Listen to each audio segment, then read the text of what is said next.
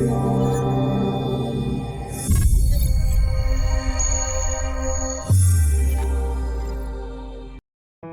was just 12 years old when the police stormed into our home saying they had a search warrant. I woke up to see a gang of police officers running around, tearing our room apart.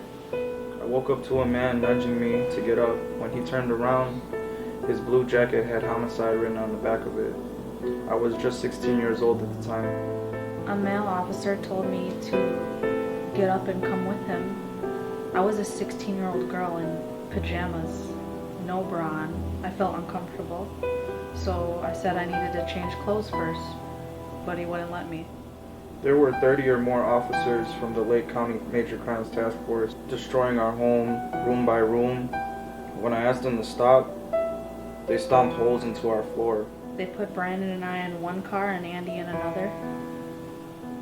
In the back of the car, I asked if I was under arrest and if I can have an attorney, and they said I didn't need one. I felt like I was being lied to, kidnapped. I knew I was overpowered at the time, and I was scared and had no control of the situation.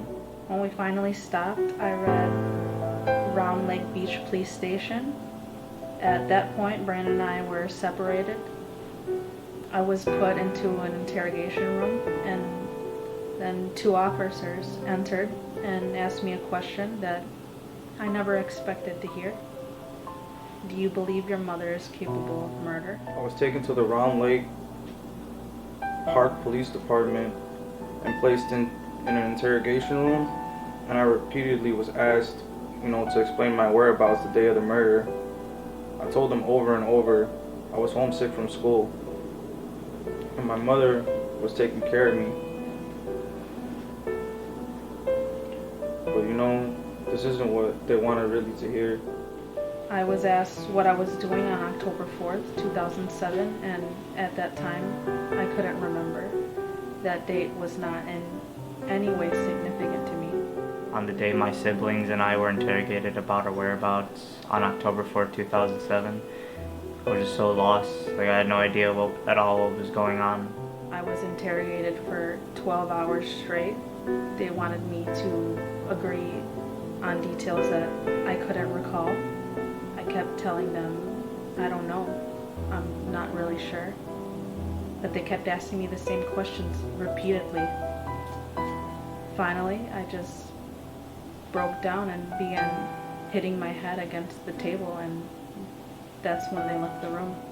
After hours and hours of their lies and manipulation, I just broke down, and I told them exactly what they wanted to hear, just so I can get out the situation. I told them my mother wasn't home. I put down their narrative down on paper. I did this 3 times. I guess they chose the one that suited them the best.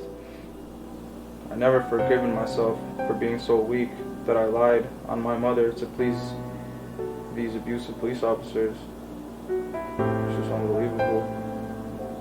My truth, the real truth, was turned into a lie, and their lies were turned into the truth. When we got back home, it looked like a tornado hit. Every room of our house had been flipped. Mom was gone, and the house was like an absolute mess. It was up to us to really clean up, put it back together. I thought the terror we experienced by the police was over with, but it had only just begun.